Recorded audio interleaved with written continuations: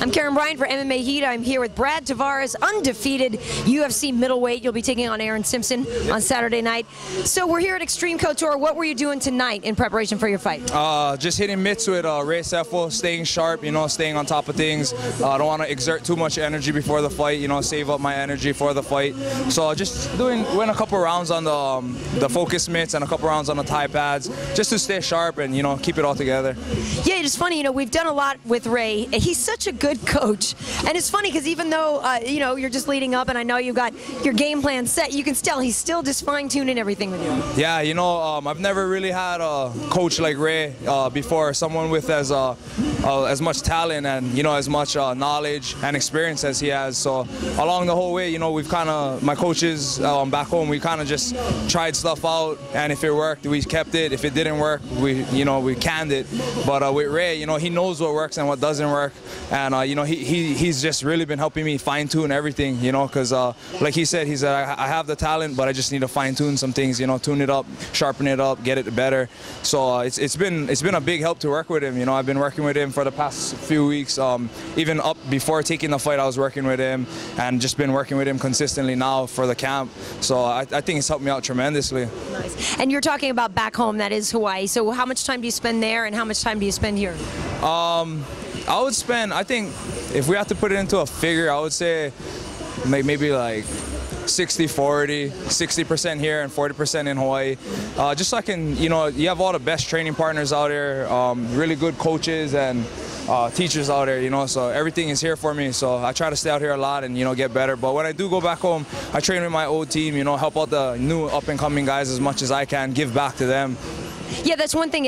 I love Hawaii. I've been a couple times, and it'd be hard to leave for sure. But that's one thing I would be concerned about, is getting enough training partners and getting enough guys in there to challenge you while you're in camp. Yeah, definitely. I've said it before. In Hawaii, there's a lot of talent there, but the hard thing is that the cost of living in Hawaii is high, and it's not everybody can train 2 to 3 times a day. They have to work to provide for a family. A lot of people work 8 to 10-hour shifts every day. 5 to 7 times a week. And so for them to have the time to train is hard. And even if they have the time, they're not to their full potential all the time. So when you come out here to Vegas and you're just surrounded by full-time fighters, people that do this for a living, it just helps out a bunch, because I can train, I can train early in the morning, I can come in midday, and then of course can come in the afternoon, and there's always somebody, a good person to push you, a bigger guy, and even smaller, better guys to push you. So it really, that's a real big advantage for me. Yeah, this place is littered with great fighters. Yep. If you just take a look around, Forrest Griffin standing over there eyeing us out. We got Ray Sefo, he coached, but he spars with us. Rob Drysdale, Vitor Belfort, Mike Pyle. I know, Campman's here. Dong Young Kim is here, Campman's here. They're all here. Tyson Griffin, he's usually here. But I mean, it's a who's who of training partners here. You come in and there's always guys too from around the world that come and visit. So you're always gonna get good training, something new, a new look in here. So it's huge to be out here. For sure. Now, Aaron Simpson got a good wrestling background. So how do you feel going into this fight? What's the strategy for you? My strategy, I like to give fans exciting fights, and I like to keep it on the feet, standing. So that's what I'm going to try to do, keep it standing. But if he does want to take it to the ground, if he can get it there, which I don't doubt that he can do. I mean, I have good takedown defense, but like you said, he's a high-level wrestler. He has a good wrestling pedigree. He trains with really good wrestlers. So if I do end up on the ground, I've been working my ground game a lot, and so I'll work to sweep or submit. Nice. How did The Ultimate Fighter affect you as far as your career and preparing you for the big stage that you're on now? The Ultimate Fighter, is probably the single biggest thing that ever happened to me in my life, besides like my family and whatnot. But The Ultimate Fighter just boosted me and my career, to a whole new level. I'm here now in the UFC. I got the opportunity to, train full-time now because of that show, because I can get the money now and get the appearance money and the sponsorship money now, and all because of that show. So the Ultimate Fighter show has just helped me a ton. And it prepared me too, because I got to see a lot of talent. The Ultimate Fighter, I got to fight and train with, compete against some of the best talent, up and coming talent out there. and I got to fight, like, you know, Court, and Court is tough. Probably one of the toughest guys I've ever fought. So it helps being on that show, definitely, for your career, to help you, you know, mentally, and just to grow as a fighter. It's a big help. Definitely, and it's great to see that a lot of the people have gone on to good things. You know what I mean? It wasn't just you're on the show, you're off. They've really actually stayed in it. Yeah, you know, it's a great entryway into the UFC. You hear a lot of people say, like Christian Morecraft said in his past fight against Mitrione, that Mitrione took the easy way in. He had to earn his way here. But hey, look what happened, you know. Mitrione went into the Ultimate Fighter house with 0 fights, no fighting experience, you know, just the will to learn. And he was an athlete and came out of there, you know, finished pretty well in the season. And now look at him, he's 4 or 5-0, you know, knocking people out and getting his name out there. People know who he is, and you know, he just knocked out Morecraft. So, you know, it goes to show you that the guys on the Ultimate Fighter, they're coming off and they're just growing, they're learning, and it helps them to, it helps to come off the Ultimate Fighter, because like I said, you have that sponsorship money behind you now, or not sponsorship money, but you just have more people that know you, so it's easier for you to do things and afford to do it. Now, how do you celebrate? You've had 7 wins, so what do you do to celebrate and let loose afterwards? When I fought Basinski, that was my official welcoming to the UFC. You know, it didn't really hit me, but I went out after and, you know, I partied. It hit me like, yeah, I'm in the UFC. This has been a dream of mine for a few years now, and I'm here. I am doing it. After I fought Brony, even though it was an exciting, fast fight, I just went home, hung out with my family, didn't do anything. So we see. I think I'm doing a after party with my sponsors, Head Rush, after this fight. But I'm a chill guy, you know. I'll probably go out, maybe have a drink. If not, I'll be at home playing some video games. I told myself I'm not gonna play any video games this camp. It's a distraction. So it's been hard, but I think my video games are going on after the fight Saturday night. Well, what's your favorite game? Then I have to ask. Oh, of course, Call of Duty. You know, either Modern Warfare 2 or Call of Duty Black Ops. Really excited for Call of Duty Modern Warfare 3 to come out soon in November. So that's something I'm looking forward to. All right, well, very nice. Thank you so much. Good luck to you. I think it's going to be a great fight on Saturday. Yeah, it definitely is. And everybody follow me on Twitter, @Brad Tavares. Awesome. Thanks. Thank you. Keep doing that.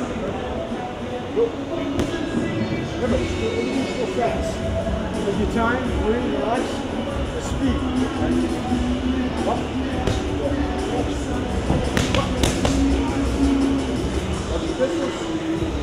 What's your foot?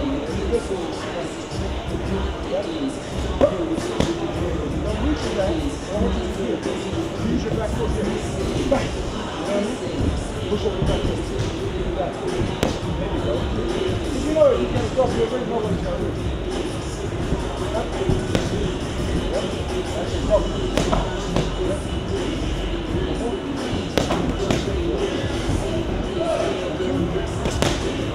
Sit today. Go.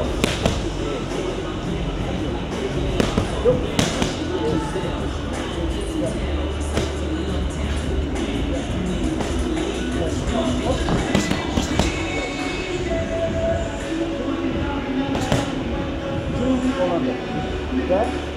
1, 2. Go around that. Good. Good job. Go. Go.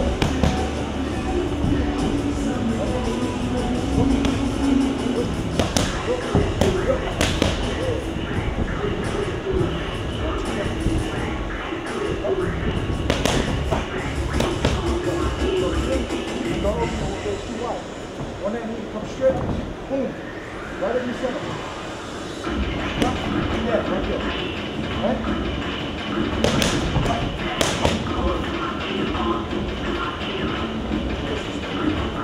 I want you constantly to grab the bicycle and this.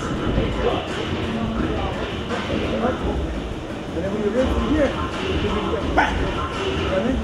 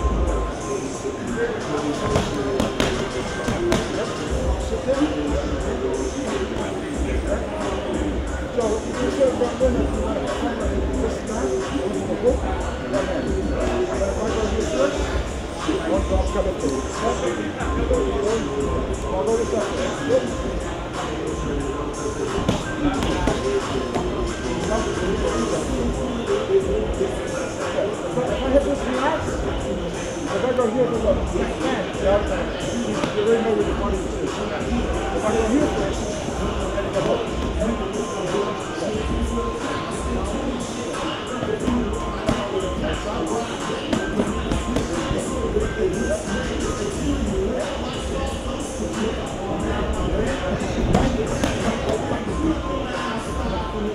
That's fine. As long as you can still fire the uppercut. If I go here, but you gotta sit, don't fire it before it. You gotta hit this first. So, exactly. Now fire. You see what I mean? You can still fire, but I want you to sit on that block.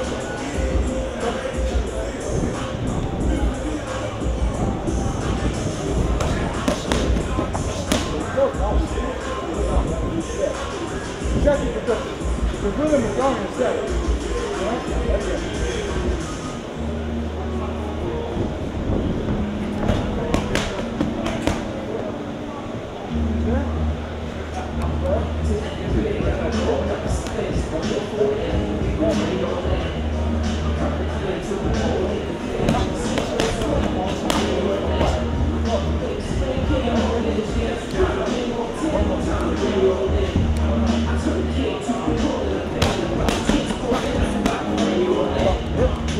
That's it.